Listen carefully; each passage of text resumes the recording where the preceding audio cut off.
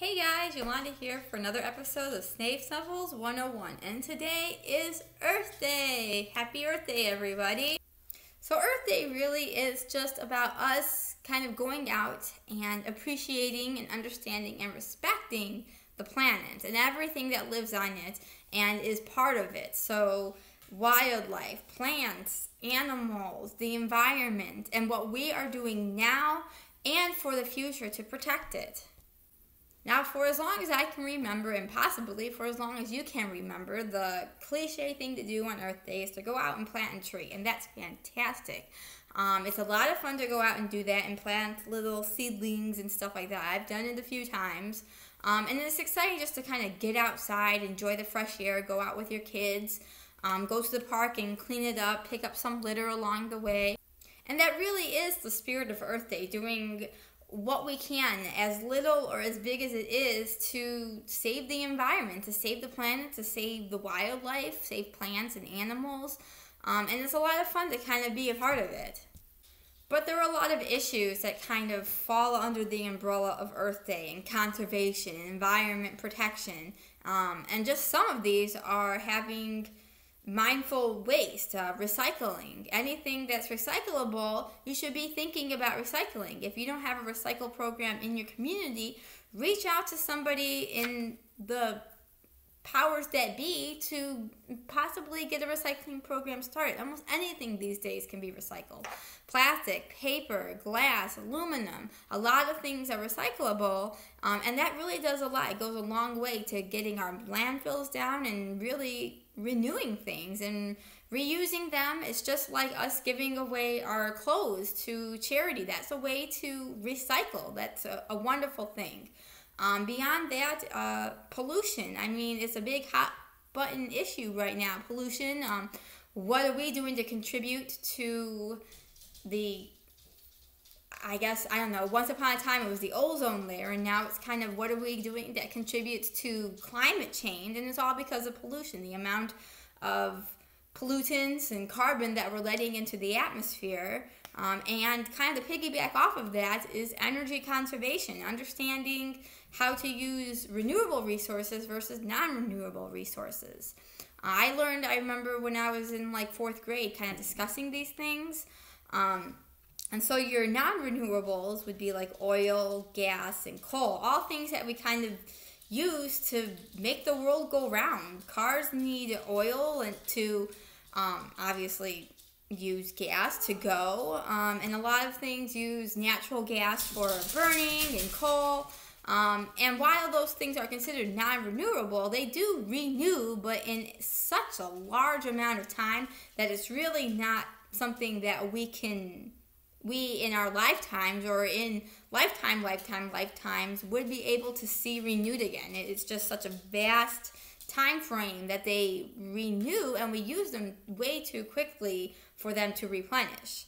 Now, the renewable resources are things that we're kind of just starting to tap into, it seems like, lately. They're a lot more common. So that's fresh water, not groundwater. Groundwater is a non-renewable resource, but fresh water, so the rivers, lakes, oceans, that kind of thing.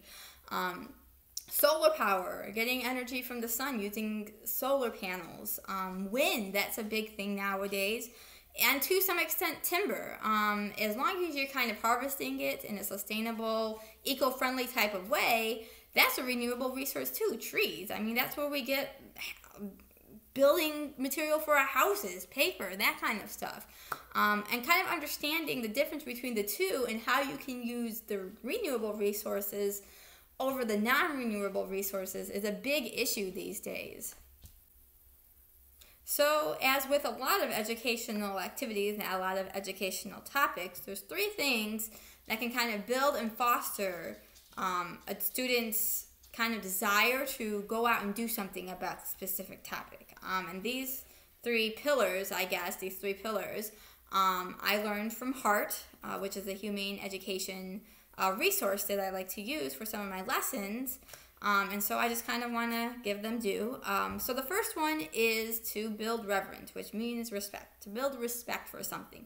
And since we're specifically talking about Earth Day, we have a responsibility to foster love and respect for the planet and to motivate the next generation to do the same. And so in order to do that is to really kind of show how beautiful the planet is. I mean, that's one way. There's plenty of other ways, but for me, the easiest way is to just bring your child, however old they are, or even yourself, if you're kind of just experiencing this for the first time, just kind of going out into the nature and just seeing what the earth has to offer us, how beautiful it is and how pleasant and serene it can be. And that's a great way to build this respect for what we've been gifted. So the second one is to promote critical thinking. And the idea of critical thinking really kind of encourages students to engage in the topic at hand.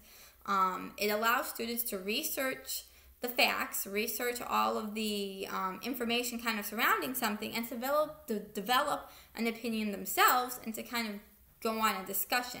So once you watch this video, you might think that I'm full of it and want to go out and do your own research. And if you come to a completely different conclusion than I do about some of these things, that's fine. I mean, you're going out, you're doing your own research, and you're developing a different opinion. And then that is how discussions are formed and how you're really engaged in the topic and how you can really become passionate about it. And it really allows students the opportunity to process the information they've been given. And so if you were to go out into nature, since we're talking about Earth Day, and you kind of piece together different things, you're out in the meadow and some trees and stuff like that, and you're talking to your child like, oh, look at the nice butterflies and the bees and the hummingbirds flying through the flowers. Now, what do you think would happen to the bees and hummingbirds if somebody came and mowed down this whole meadow? And that's going to engage students to think, okay, well, what is going to happen to them? Are they going to stay here? Or are they going to go someplace else? Might they die? Might they disappear? Who knows? But it's going to allow for the opportunity for a discussion. And now the third pillar is empowerment. And once we've decided what is important to us, we can then make the decision to act on that and to go out and do something about it.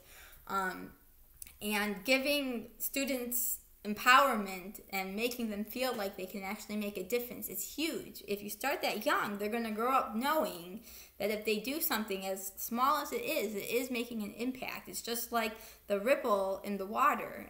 It just gets bigger and bigger and bigger. And so to kind of piggyback off the whole critical thinking thing, I have an activity for us to do for today, for Earth Day. Something you can do really quickly in the morning and kind of carry it with you throughout the day. And it's something, I changed it up a little bit so that you can do this any day. It doesn't just have to be an Earth Day activity. And I think it's really cool and unique. And it really empowers students, kids, to kind of understand what it is that they're taking a stand about. And so I'm going to show you this. It's really cool. And so all it is just getting little like name stickers. I just went to Staples and I got some label stickers, some markers, and what you do is you just kind of draw on the stickers little important things. So for Earth Day, I do a couple things that's going to kind of show what it is. So this is just recycling. I'm sorry, my drawings aren't that fantastic. So the little arrows for recycling. Here is one that my husband drew, and it's a little heart around the planet Earth, showing to love the planet. Let's see here. Another one I drew, this one's a little kind of silly. I drew Earth with some flames around it to represent climate change for global warming. It's something that I'm very passionate about, and I do think that we need to address here. And so this is my sticker for global warming.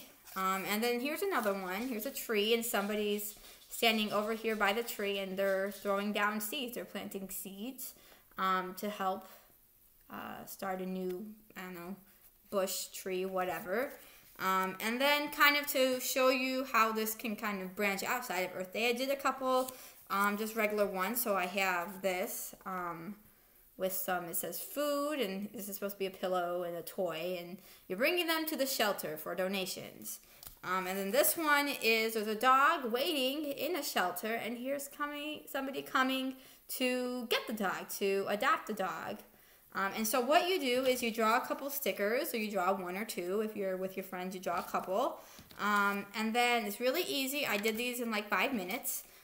So then say you want to do global warming or what have you, whatever it is. So you draw your sticker, and then you peel off the sticker. So you just take your sticker then, and you just put it on you, like a little name tag. And you just wear it throughout the day. So whatever day it is. So today is Earth Day. So you're going to ideally wear something that's like earth friendly. But it doesn't matter. You can wear whatever you want. And any old day of the week.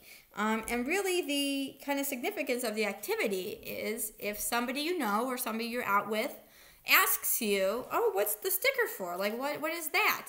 This is your opportunity then to tell them what is important to you. So if you did one on climate change, why is climate change important to you? Like, what does climate change mean? What does it mean to you? And what do you think you could do to help climate change? So it's a really quick activity, something that you can do for 5 minutes in the morning, and then boom, off you go. You wear it throughout the whole day. And hopefully you get people to talk to you, and it's going to engage you and empower you to think critically about what it is that you drew, why you drew it, and to empower you to hopefully educate somebody else that may not know really kind of what your topic is. So I think that's a really fun activity, and I just wanted to share that with you for this Earth Day. I didn't want to take up too much time because it's time to go out and do something, plant some trees, what have you. So I hope you like the video. Like and subscribe, comment, whatever. Share it, please. I really want people to kind of hear my mission, hear my story here. So have a good Earth Day. Go out there, be safe, plant some trees, and save the environment.